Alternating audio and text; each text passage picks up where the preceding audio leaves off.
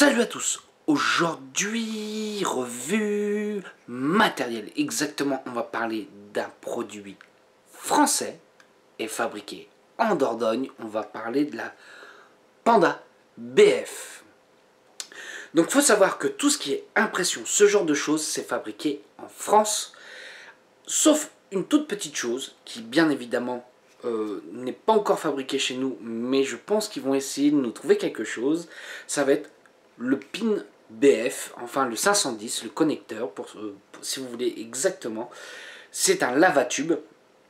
Donc on va aller voir en gros plan. Et il faut savoir exactement ce qu'on va faire en gros plan. On va comparer les premières box qu'ils ont fabriquées avec la toute dernière et on va pouvoir voir les évolutions qu'ils nous ont fait sur leurs produits.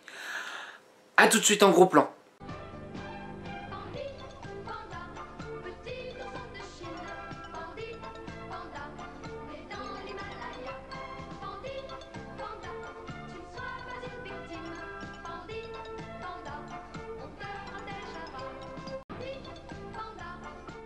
Donc nous voilà en gros plan. Alors faut savoir que celle-ci c'est les premières versions de la box et celle-ci c'est la toute dernière. Je pense que déjà on peut voir une grosse différence, ça va être tout simplement au niveau du logo. Donc faut savoir que celui-ci sur la première, le logo était rajouté en impression sur la porte. Et que justement sur le nouveau, bah moi je le trouve nettement mieux. Déjà le logo a changé. Je trouve que le Panda a une tête beaucoup plus sympathique. Et surtout qu'en fait, il est, je ne dirais pas gravé, mais on voit que la pression est différente. Du coup, ça fait une meilleure qualité au niveau du dessin du panda. Je pense que si on fait la différence, hein, on le voit tout de suite. Au niveau des boîtiers, ça reste exactement la même taille, la même chose. Les portes exactement pareilles.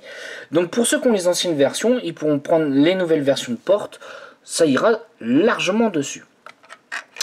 Donc sur la première version, on avait un Fat Daddy. Bon, ouais. Voilà, ça reste un Fat Daddy avec ses avantages et ses inconvénients. Donc on peut voir le pliage de la lamelle sur la première version qui reste totalement classique. Ce qu'on peut retrouver habituellement sur les autres box. Par contre, ce qu'on va aller voir tout de suite, ça va être sur la nouvelle version. Ça va être le pliage de la lamelle.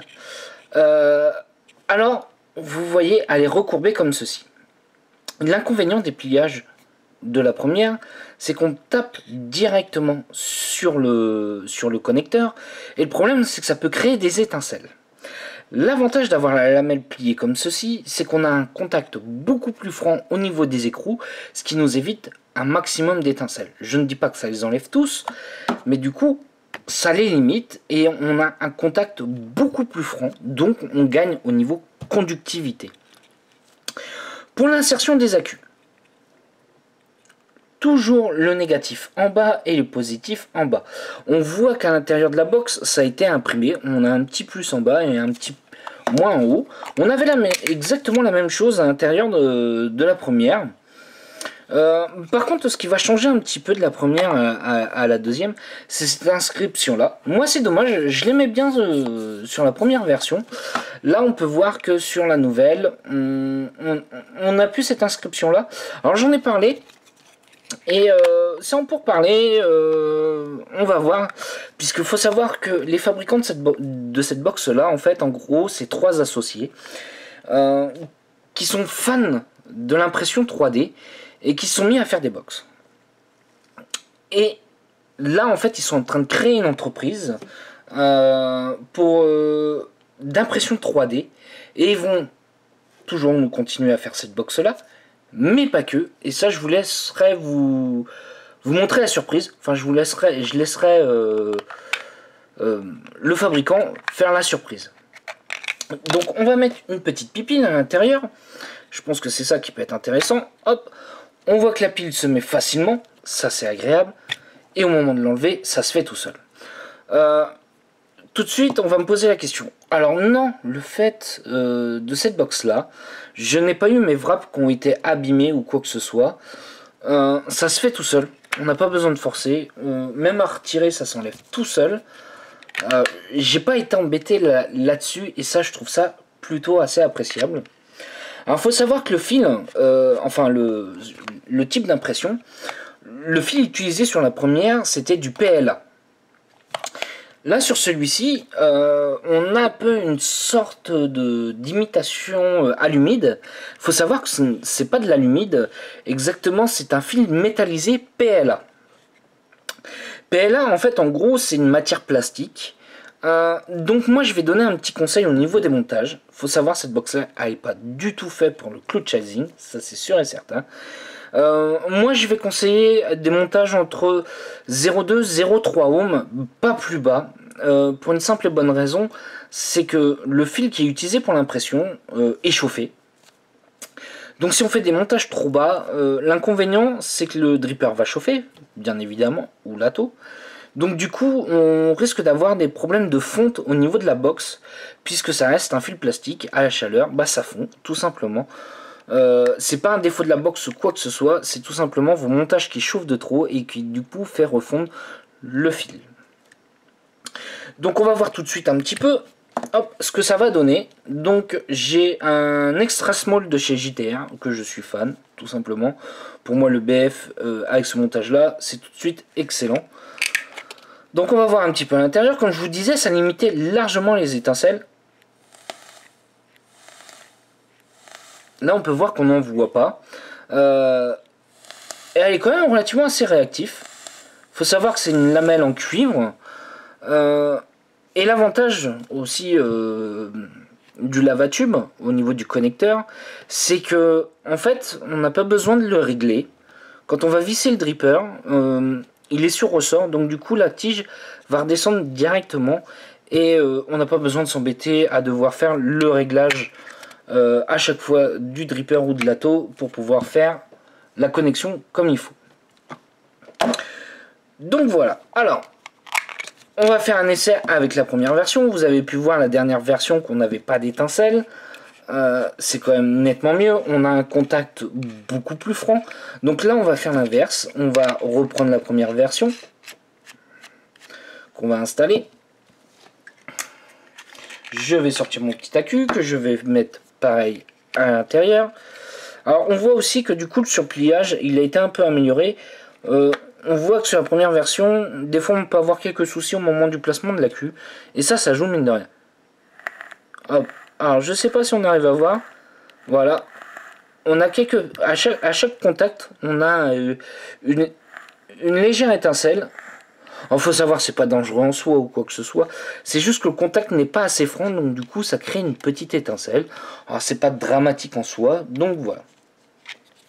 Alors, faut savoir, comme je vous disais, c'est une entreprise qui va créer d'autres produits en impression 3D et tout ça, mais qui restera toujours sur un prix relativement très attractif. Puisqu'il faut savoir, celle-ci en box BF, au niveau tarif, on n'est vraiment pas élevé comparé aux autres prix du marché. Pour ces box là on est à 70 €, j'arrondis, hein, et normalement exactement c'est à 69,90. Là honnêtement pour moi c'est une bonne petite box. Au niveau de son tarif, on est très bien, on a un beau produit qui est dans l'ensemble qui est plutôt pas si mal foutu. Et moi je dirais tous les défauts que l'on avait dans la première version, dans les premières versions, ont été corrigés. Et ça, c'est très agréable. Et quand je vous disais au niveau du tarif, on est à 70 €. 70 €, faut pas oublier, c'est la box. Vous avez deux petites bottles comme ceci fournies. On a ce qu'il faut en spar isolant au niveau du connecteur. Et on est fourni avec un accu. Franchement, moi je trouve ça, au niveau du tarif, vraiment très correct. Donc on va aller se voir en plan large pour voir un peu ce que ça donne, les points positifs et les points négatifs. A tout de suite en plan large. Nous voilà en plan large. Tout de suite, ce qui va être très intéressant, c'est de voir un peu comment ça va. Alors on reste sur une box méca, donc il faut avoir quand même quelques petites notions. Être sûr de ses montages, entre autres, connaître la loi d'Ohm. Et là, on va se faire un petit nuage après avoir fait tout ce qu'il fallait.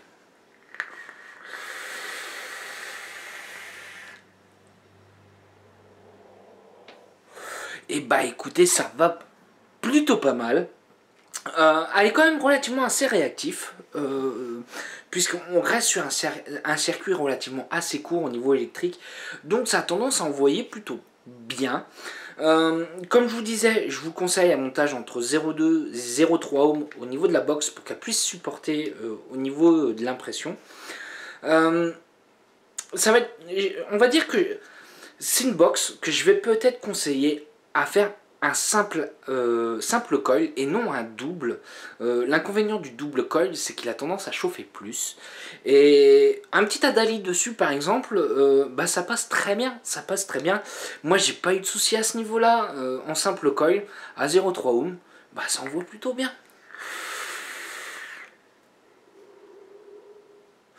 Alors, la nouvelle version de cette box-là, honnêtement, pour moi, le logo joue énormément. Il est quand même nettement, je dirais, plus propre. Et le panda, il a une plus belle gueule. Moi, je l'apprécie bien, ce petit panda. Je dirais presque, on n'adopte pas une box, on adopte un panda. Pour moi, c'est point positif. Tout de suite, ça va être son tarif. On a une box BF, Mecha, qui est plutôt bien fait dans son ensemble, qui envoie bien. Ouais, on a un très bon tarif, faut pas oublier, on a 70 € avec l'accu, les bottles, la box. Essayez-moi de me retrouver autre chose à ce tarif là. Je pense que ça va être très dur à trouver. Bien sûr, je parle bien en original. Et français, voilà, on fait bosser du français. Et ça fait plaisir. Alors, on va aller sur quelques petits points négatifs pour moi. Alors, je dirais pas que c'est un côté négatif, c'est plus que moi j'aurais bien aimé de retrouver une petite gravure sur le côté, ça je vous l'avais dit en gros plan. Au niveau de la porte, ça va être au niveau de la porte. Des fois ça peut être un petit peu dur. On va dire que l'ajustement au niveau de la porte n'est pas forcément fait au millimètre près. Alors, pour moi c'est pas rédhibitoire ou quoi que ce soit, loin de ça.